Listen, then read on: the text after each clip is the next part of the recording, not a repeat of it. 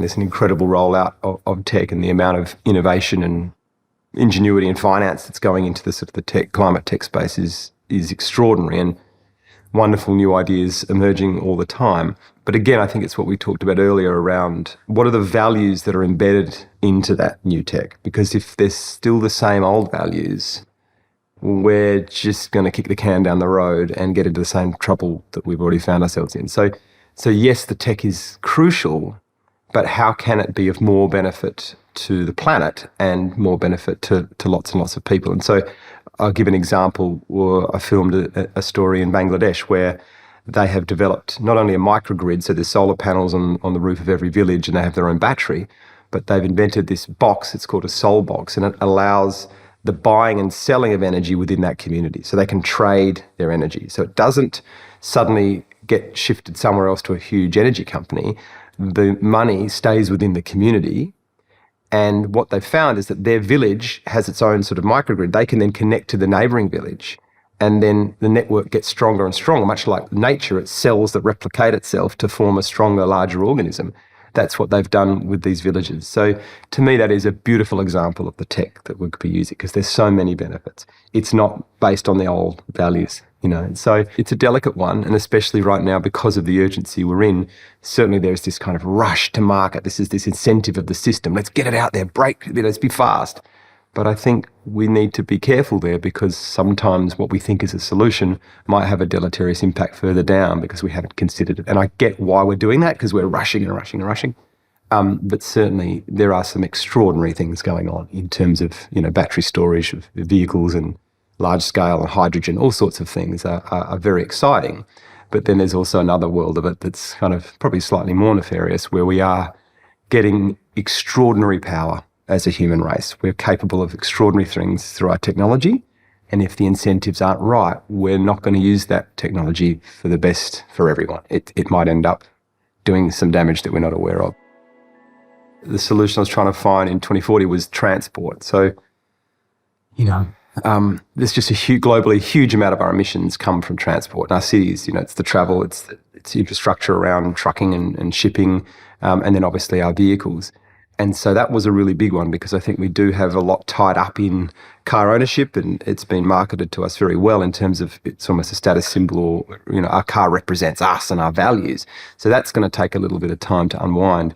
So the solution I did find there, which I sort of sat with for a while because I didn't necessarily think it was the best solution to begin with, and I had a bit of a knee-jerk reaction to it. But it was presented to me that if we can develop this idea of a driverless car, which is obviously an incredible bit of technology, especially within our city grids, that what might happen there is that if those cars are electric, they become obviously cheaper. But the minute the driver disappears from that, the costs become so low that people in cities may subscribe to transport networks. So in the same way that we have a Netflix or Spotify, we subscribe to those. Will we potentially subscribe to transport? And if we did do that, because it would be so cheap, and what that would mean is that rather than owning your own car and paying registration and the charging or petrol costs and whatever it might be, insurance, if you subscribe, you might be paying $10 a month to be able to get around the city in a flash, either in a car on your own or with a group of people to make it even cheaper. So will there be an economic incentive that brings transport and completely revolutionises it in the next 20 years? And the only reason another reason I found that quite beneficial was that if that does happen, the car ownership would completely plummet. So suddenly our cities become places not for vehicles, but for humans again, or for nature spaces or food, whatever it might be, because those parked cars wouldn't be on the road anymore. The parking stations wouldn't be required anymore. So what would we do with all that space? So there's an opportunity there. So that's a big stretch. It might seem completely like fantasy land for people now, but there are driverless taxis going around San Francisco right now, a whole fleet of them, to get people comfortable with the process. And I'd probably be a bit nervous about doing that, but I think once it becomes only driverless and there's no humans involved, which is where the ones that do the drunk texting or, make the mistake, then the thing becomes a lot more secure. So, that might take a while, but to me, we're on track, if we don't do that, to have another 1.3 billion cars on the road by 2040.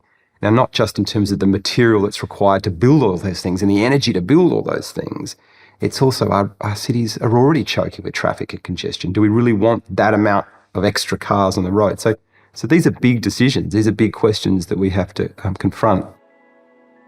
So somewhere like Singapore, I think it might happen quite quickly. In fact, that's, they're really ahead of the game because it's a contained space. They're limited. Certainly anywhere with a city grid. This is why San Francisco and other places, Dallas, have already done that. You can get a driverless taxi right now in Dallas and it can take you to the supermarket and home again. It's already here. But as I said before, I think the leap's going to be in terms of our own thinking, our own trust. And that ownership piece is like, I like getting in my car by myself, listening to my podcast, singing like an idiot. I enjoy that. Do I want to give that up? But again, I think a lot of these things, and this is probably a different conversation, is that I don't think we're going to voluntarily shift to a lot of these things. I think we're going to be impacted by climate or geopolitical shocks that are going to affect supply chains, that are going to affect our daily life and this sort of ease and flow with which we've had. And as soon as that starts happening in a meaningful way, which you could argue it's starting to happen, we're going to be forced to look at these radical ideas and they will quickly become common sense. And I think there's, again, a lot to gain from that. People want more job creation and manufacturing in their own countries. They're sick of transnational corporations or governments miles away making decisions about their community. How do we localise more in terms of our food and our production and energy and things like that? I think a lot of people want that. So that might be something we have to seriously consider as the fragility of our interconnected global system kind of gets really exposed in the decades ahead. I think we just have so much inertia in this system, and it's very, very hard for anyone to do the right thing. We've created something that's kind of out of control now. It's doing its thing, and it is extraordinarily complicated. And inbuilt within the system is this exponential growth model. We're seeking returns. There's so much debt in the system that no government can stop it. No corporation's going to, stop growing profits. Like, that's going to be suicide. So we're all sort of just complicit in the game. It's like a bike that's going down the road, and if you stop, it's going to tip. So we keep going. But that exponentiality, that demand for more and more energy each year, more and more materials, that is climate change. That is ocean plastics. These things are all deeply connected, and I think sometimes we miss that. And we have an economy right now that's on track to be double in size by 2045. Double.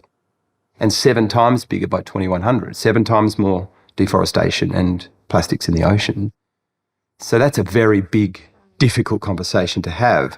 But I think it's why our emissions still go up every year. Even though we've had all this discussion, we're still going up every year, So because it's almost impossible for someone to do the right thing. So I do think there's going to have to be some sort of intervention there in some way for us to really understand. In Australia, we had that obviously with our fires. It was a bit of a reckoning for us in terms of people had been cruising along and suddenly it woke a lot of people up to the seriousness and the reality of what we are facing. And certainly we saw a lot of shifts start to happen, especially politically, had a whole lot of independents come in and start and won. We had 11 independents win in our last election. So that was a historic moment for us. And it was born of a frustration or a lack of change, people trying to stop that momentum of the system and say, can we do it differently? How would we do it differently? Because we know we can't keep continuing what we're doing. Well, I think there's a range of different techs. So we've talked about the man-made techs, which I think are really important. And one other one I'd say there's really interesting story is what's happening in Taiwan at the moment. It's a fascinating story because they had a protest in 2015 where a whole lot of activists went and sat in on their Parliament House. And they set up a live stream facility to broadcast their protest, and they interviewed various politicians. And this thing kind of took off. And so people were watching it right around the country. And the following year, a new Prime Minister came in and he sought out the lead protester and said, look, whatever you did there had an impact. I want to make you digital minister of my new government. So this woman came in, Audrey Tang, and she's just revolutionised the transparency around their governance. They live stream policy discussions, all these really interesting things. But in terms of the environment, she partnered with the Minister for Science and Transport and Environmental Protection, and they put these sensors across Taiwan, so 13,000 sensors, that particularly in industrial areas and in their waterways. And then the public can track the quality of the air and the water. And then if they see an anomaly, they get to report it. So they've ended up issuing hundreds of millions of dollars in fines and incentivising all these companies to clean up and make their production more efficient because the public can see when the air and water is affected. And the idea is to say that, again, no matter what government's in or your political leaning, let's make air and water quality a basic, and let's measure it by data, and then that can never be changed.